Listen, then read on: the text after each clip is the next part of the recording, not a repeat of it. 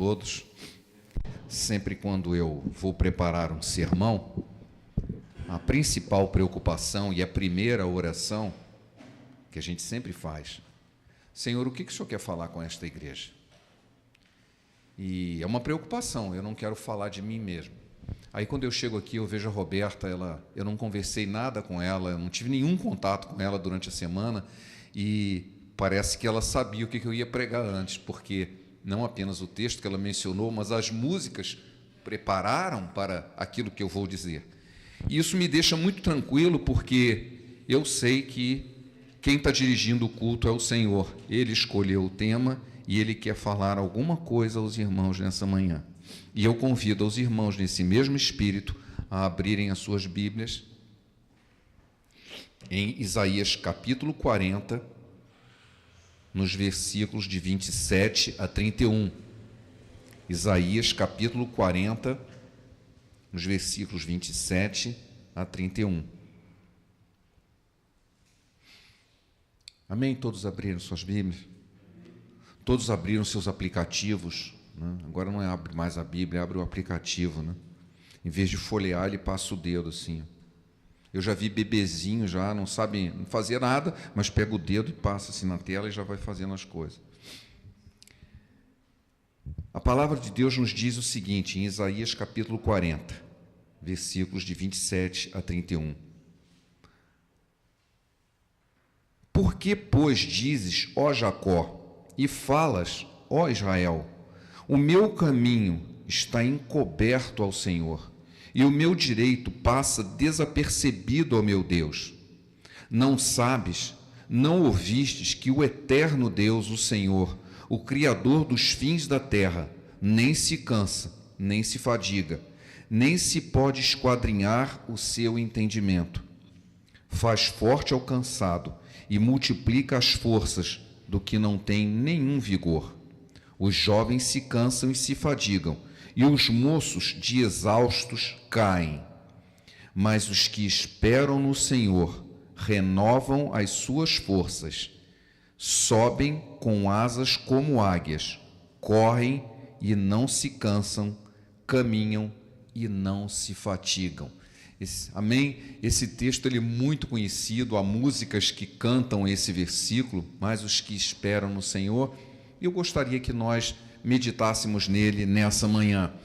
Ele foi escrito pelo profeta Isaías, que viveu no ano um pouco mais de 700 a.C., e é interessante porque esse livro do profeta Isaías é um dos livros para os quais existem manuscritos mais antigos que o próprio Jesus.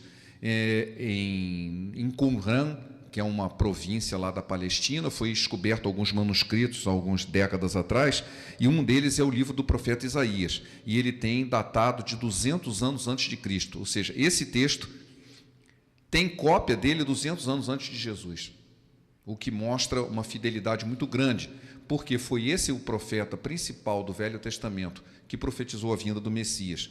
E nós temos esse texto 200 anos antes da vinda do Messias. Isso dá uma credibilidade bastante grande, arqueológica, à palavra de Deus. Mas esse texto,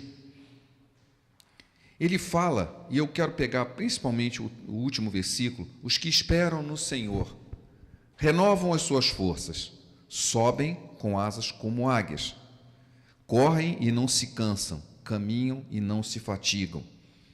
Para começo de conversa, esperar não é do verbo esperar, os que esperam no Senhor, e sim do verbo ter esperança. E esperar e ter esperança são coisas muito diferentes. Tanto assim que algumas traduções, em vez de dizer os que esperam no Senhor, traduzem por quê? Os que confiam no Senhor.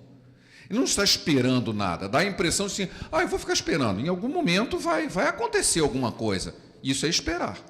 Mas os que confiam no Senhor põem a sua confiança em Deus, têm a sua esperança no Senhor. É muito diferente, nós devemos ter a nossa esperança no Senhor, confiar no Senhor, e não apenas esperar por esperar. E a palavra nos diz que aqueles que assim procedem têm suas forças renovadas. O texto anterior é uma pergunta de alguém que estava aflito. Olha, Deus esqueceu de mim. No versículo 27, como dizes, ó, o meu caminho está encoberto ao Senhor, o meu direito passa desapercebido ao meu Deus. É exatamente aquela pessoa que está passando por um monte de problemas. Essa semana eu recebi um SMS de uma amiga, disse assim, olha, eu acho que Deus se esqueceu de mim. Escreveu exatamente isso que está aqui. Deus se esqueceu de mim. O meu direito, olha, se eu tenho algum, Deus não está olhando para ele. Os meus olhos do Senhor estão encobertos, Ele não está me vendo.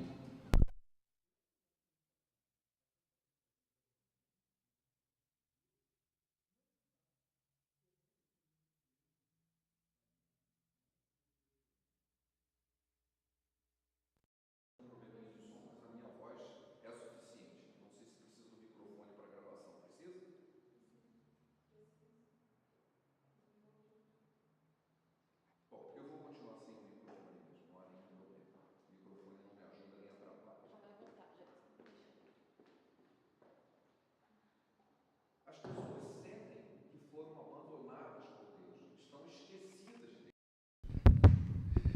E tem essa sensação de que Deus é incapaz de vê-la, é incapaz de fazer alguma coisa. Num outro texto do profeta Isaías, ele diz o seguinte: eis que não está encolhida a mão do Senhor para que não possa te alcançar.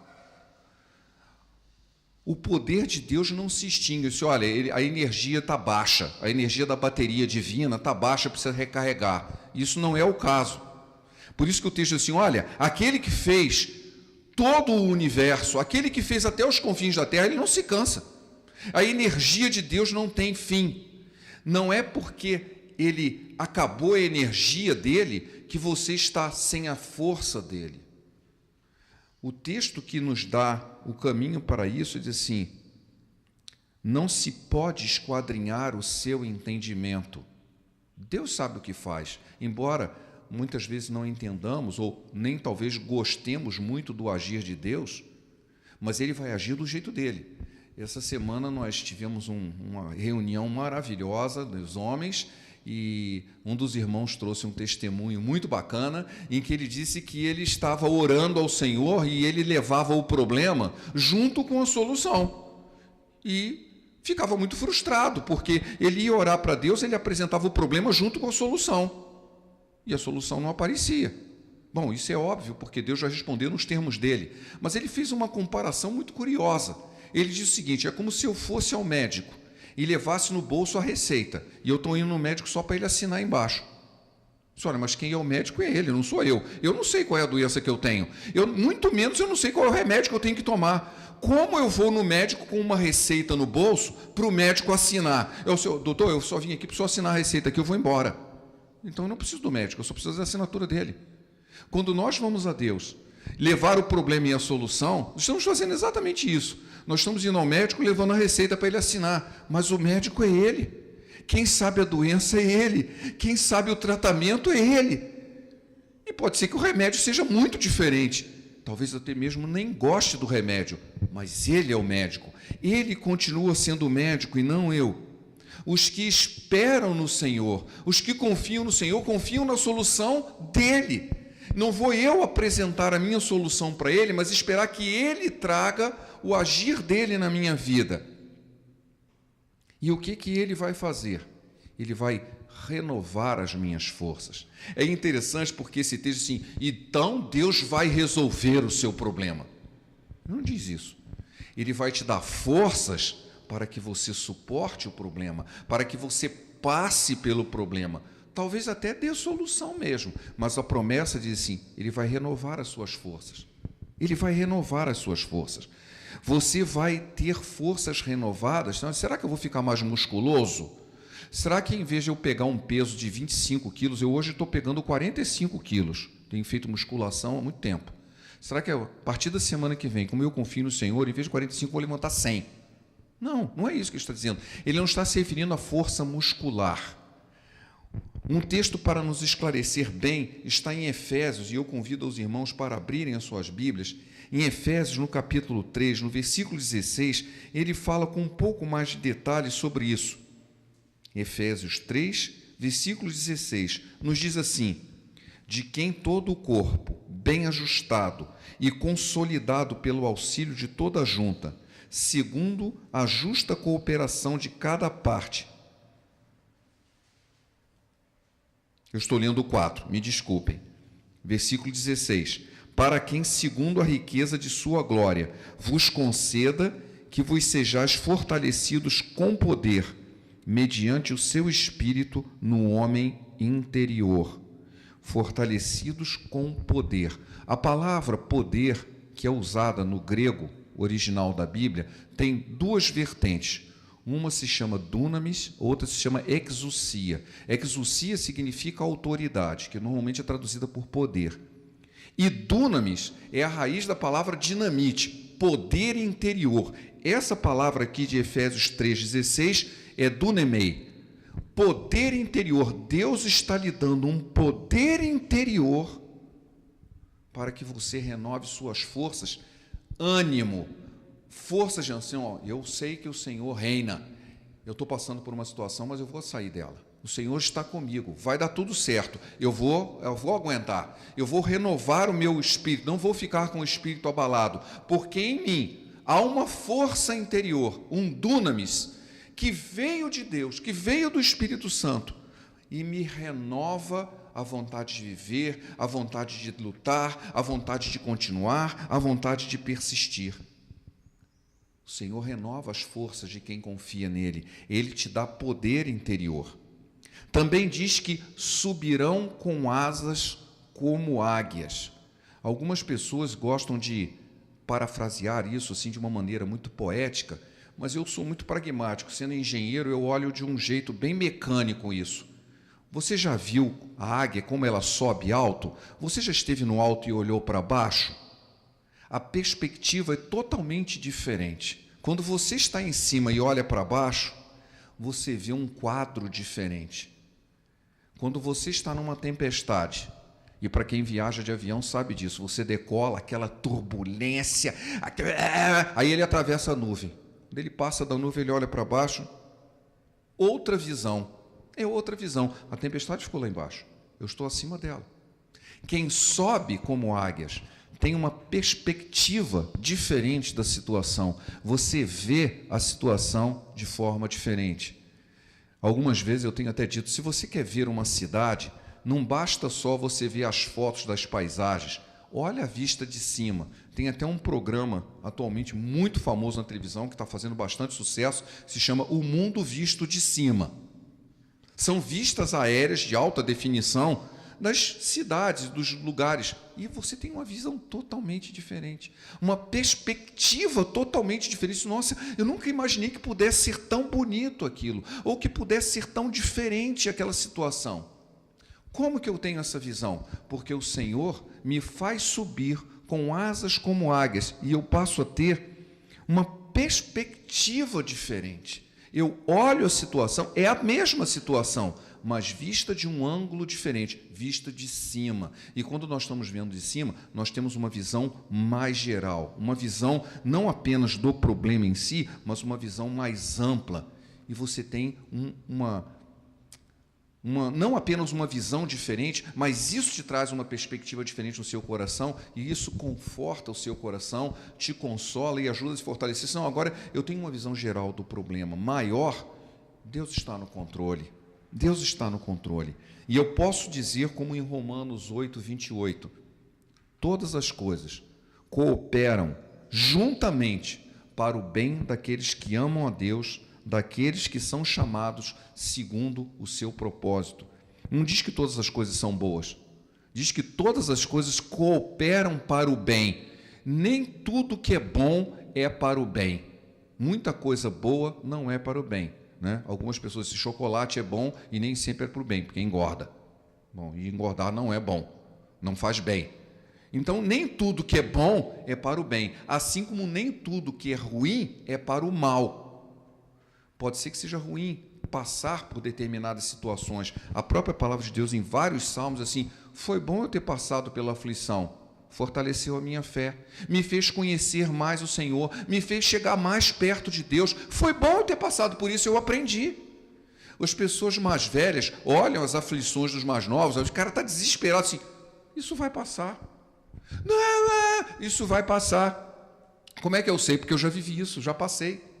Algumas pessoas dizem que a melhor maneira de consolar uma viúva é outra viúva. Ela já passou por isso. Vai passar. Ah, mas está doendo muito. Eu sei, eu também já senti essa dor. Então, essa pessoa, ela já viveu aquela experiência. Todas as coisas cooperam juntamente para o bem daqueles que amam a Deus, daqueles que são chamados segundo o seu propósito. Mas você só consegue ter essa visão se você tiver uma visão de cima, uma visão ampla, assim, todas as coisas cooperam juntamente, não uma só. Uma só pode doer, uma só pode parecer muito ruim, uma só pode me deixar totalmente confuso e, gente, para onde que eu estou indo? Mas quando você olha o pacote como um todo, como elas se interrelacionam, cooperam juntamente para o bem daqueles que amam a Deus. Só quem tem uma visão de cima, uma visão assim, eu estou vendo o panorama maior. Deus está no controle. Estou sendo fortalecido pelo Senhor e eu sei que todas as coisas cooperam para o bem daqueles que amam o Senhor, daqueles que são chamados segundo o seu propósito. As nossas forças são renovadas. Ele faz uma comparação de que mesmo o indivíduo jovem, se ele ficar correndo, ele se cansa e cai. É verdade. Ninguém tem força infinita. Recentemente nós tivemos a maratona aí de São Paulo e eu fico impressionado de ver aquelas pessoas, eu fico cansado só de ver aquelas pessoas correndo. Você fica 10 minutos vendo aquela pessoa correndo e já fica cansado só de ver. E corre. Mas eles estão preparados. Se você fizer isso, você não aguenta correr 10 minutos. A velocidade média de um maratonista é mais alta do que se eu corresse minha velocidade máxima. Isso é a velocidade média deles. Não correndo. Eles estão preparados para isso. Eles se prepararam muscularmente. Seu metabolismo está preparado para consumir o açúcar do corpo numa certa taxa, porque se consumir mais rápido, o açúcar acaba e a pessoa desmaia. É o que o texto diz. Os jovens cansam e caem, eles desmaiam, o açúcar do corpo acaba. Esses indivíduos são magrinhos, você não vê nenhum gordão correndo uma maratona, não vê. É só indivíduo magrinho. Já viu um cara gordão? Pede um Usain Bolt para correr uma maratona, ele não aguenta. Ele não é preparado para isso. Mas aquelas pessoas magrinhas, o metabolismo delas foi treinado para correr. Parece que não cansa nunca. Não acaba nunca aquela energia. Que coisa impressionante. Aqueles que esperam no Senhor terão as suas forças renovadas, correrão e não se cansarão. São maratonistas da vida. Não vão se cansar nunca, porque o Senhor renova suas forças. Ele renova suas forças por causa da presença do Espírito Santo que está em nós. Uma das coisas que eu acho muito legal, tem um livro muito famoso, dizem, né, que é o segundo livro mais lido do mundo depois da Bíblia. Chama-se O Peregrino. Quem ainda não leu está perdendo, devia ler. O livro deve ter mais ou menos uns 300 anos que ele foi escrito. E eu tenho a versão dele ilustrada. E uma das cenas fala do serviço de Jesus na nossa vida e o serviço de Satanás tentando apagar o fogo do Espírito em nossa vida. Então tem uma cena muito engraçada que é desenhada por um artista, né? É uma sala que ela é dividida por uma parede e tem uma lareira ali queimando. De um lado está Jesus despejando óleo no fogo para ele queimar mais. Do outro lado tem Satanás jogando água para tentar apagar o fogo. E quanto mais água ele joga, mais Jesus derrama o óleo e mais o fogo cresce. Porque esse fogo é o fogo do Espírito. Satanás está jogando água para apagar e o Espírito está colocando azeite para queimar. E essa briga é o que nós vamos fazer. Você vai deixar a água apagar o seu fogo ou vai deixar o Espírito incendiar o seu coração? O que nós temos diante de nós é uma promessa assim, eu vou fortalecer você. Você não precisa deixar que a água apague fogo, porque eu vou estar renovando com óleo o tempo todo. E vai queimar, e vai queimar, e vai queimar, e vai manter o fogo sempre aceso, porque as suas forças serão renovadas pela presença do Espírito Santo. Andarão e não se fadigarão. Recentemente eu vi uma expressão que não é muito positiva, de alguém fazendo uma comparação assim, ler é tão chato quanto andar numa esteira. Ler é tão chato quanto andar numa esteira. Lógico que a pessoa está falando porque não gosta de ler, e ler é uma coisa boa, mas andar numa esteira realmente é muito chato, tanto assim que as academias de ginástica, elas põem uma televisão em frente a uma esteira. Por que será?